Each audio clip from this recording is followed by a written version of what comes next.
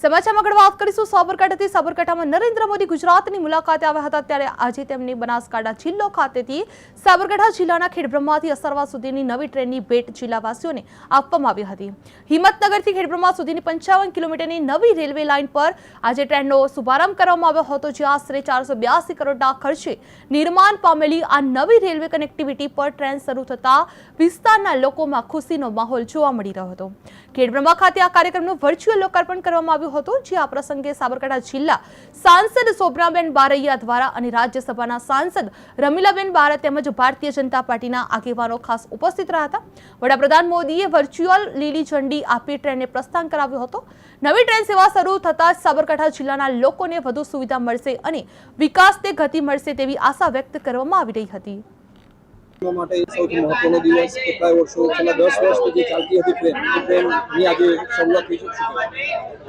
આજે માતાજીના સાનિધ્યમાં ખૂબ એક ઐતિહાસિક ઘટના કહી શકાય એવો આજે કાર્યક્રમ છે।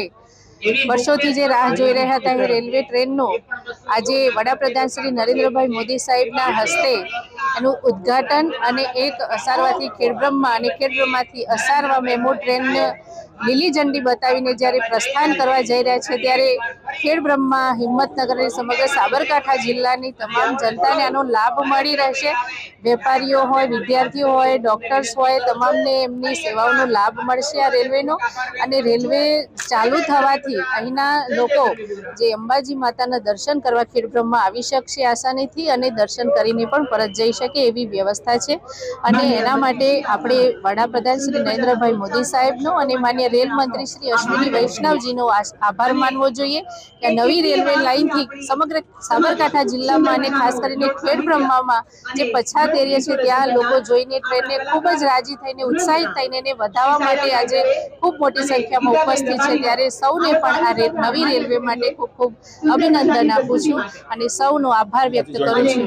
અને અમારી પણ હજુ માગણી રહેશે કે જે સર્વે ચાલુ છે ખેડબ્રહ્માથી હળાદ સુધીની લંબાવવાની, એની પણ અમે માગણી કરી રહ્યા છીએ। અને જો એ સર્વે પૂરું થઈ જશે પછી જોડાવા માટે બજેટમાં ફાળવણી